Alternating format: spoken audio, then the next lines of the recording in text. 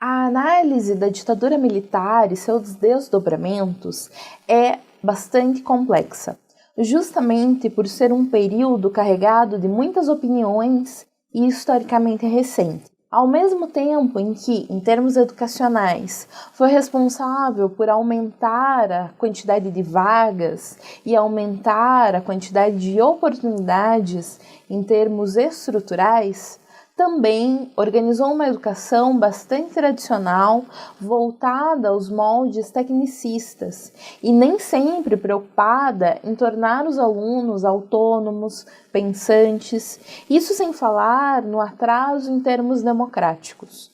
Por isso, a análise desse período é bastante delicada e deve ser feita com cuidado. Segunda República, educação populista e ditadura. 1930-1985.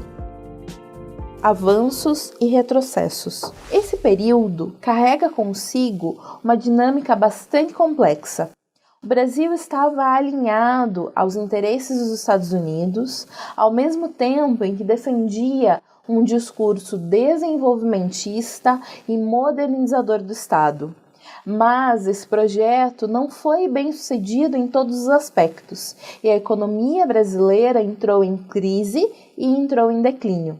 A educação, da mesma forma, por mais que tivesse sido ampliada em termos de vaga, o tecnicismo fazia com que muitos dos membros mais desfavorecidos socialmente estivessem atrelados a esse sistema que estava simplesmente alinhado ao mercado de trabalho, mas não favorecia qualquer outra possibilidade ou qualquer outra alternativa para essas pessoas. Períodos variáveis, tanto em termos de crescimento, retração econômica, quanto de repressão e relativa abertura ideológica. Crescimento nos números do pessoal docente que trabalhava nos espaços escolares, melhorias nos índices de matrículas e redução ou manutenção dos índices de evasão entre as décadas de 1960 e 1970. O movimento brasileiro de alfabetização, chamado Mobral, começaria a funcionar na década de 1970, em um esforço para reduzir o analfabetismo entre jovens e adultos. Então esse período ele é marcado por avanços e retrocessos.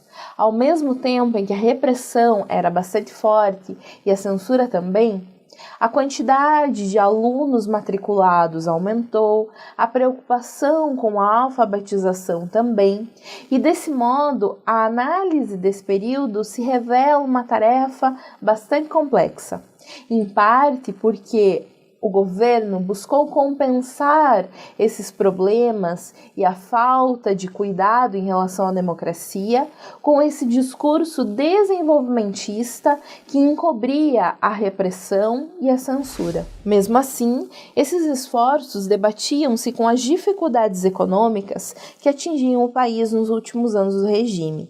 Há que se pesar o impacto negativo sobre as próprias instituições educacionais em sua mecânica interna. Em virtude das crises econômicas enfrentadas pelo regime militar nos últimos anos do governo, a estrutura educacional também se viu prejudicada.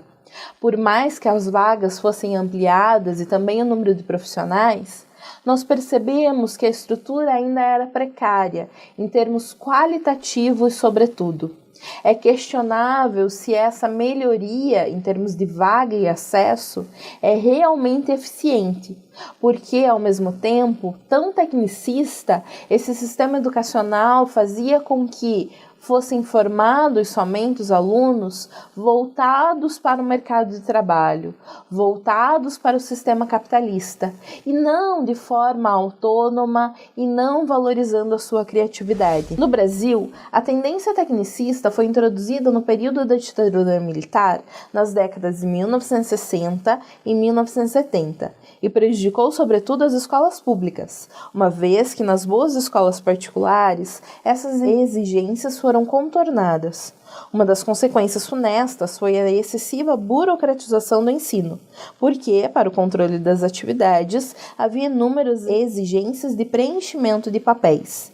Evidentemente, essa tendência ignorava que o processo pedagógico tem a sua própria especificidade e jamais permite a rígida separação entre concepção e execução do trabalho. É importante perceber que, de certa forma, o regime militar atrasou todas as correntes pedagógicas mais progressistas que haviam tido início na década de 1930.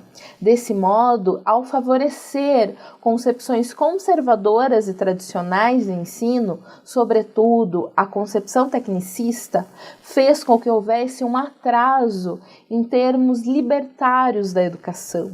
Não havia uma preocupação em formar uma gestão realmente participativa, uma gestão realmente adequada com a criticidade dos alunos. Pelo contrário, esse não era o objetivo e qualquer pensamento dissidente deveria ser afastado do âmbito educacional. O processo de burocratização era conveniente para manter razoável controle dos conteúdos ministrados, mas reduzia de forma significativa a natureza orgânica do trabalho docente.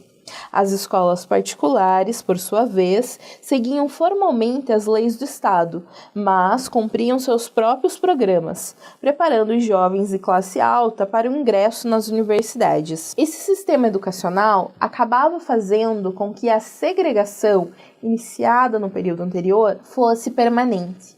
Desse modo, haviam dois tipos de educação: um para as classes trabalhadoras, que eram formatadas para o mercado de trabalho e para os interesses capitalistas, e outro tipo para as classes mais favorecidas, economicamente falando. E para essas, para os membros da elite, a educação era propedêutica, uma base para o ensino superior. A dicotomia entre o ensino dos subalternos e o ensino dos dominantes preservava traços do elitismo de décadas e séculos anteriores, e é um aspecto não resolvido da educação brasileira, embora o nível de segregação tenha reduzido sensivelmente desde a redemocratização. Esses problemas residuais do regime militar, que a educação contemporânea ainda sente, revelam, em grande parte, resquícios dos pensamentos presentes nas raízes da cultura brasileira. É fato que o regime militar atrasou não só a democracia, como a própria liberdade de pensamento dos brasileiros. O afastamento de disciplinas consideradas mal vistas ou não interessantes para o governo, como filosofia, sociologia e mesmo história, esse afastamento foi causado nesse momento e só mais tarde foi sanado.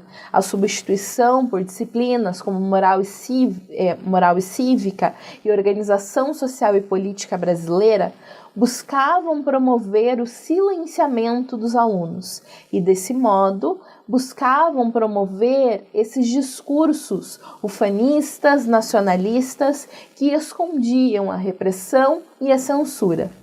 Desse modo, esse governo acabou trazendo sérios danos para a cultura brasileira e para o desenvolvimento da autonomia de pensamento da população até os nossos dias. Bons estudos, até a próxima aula!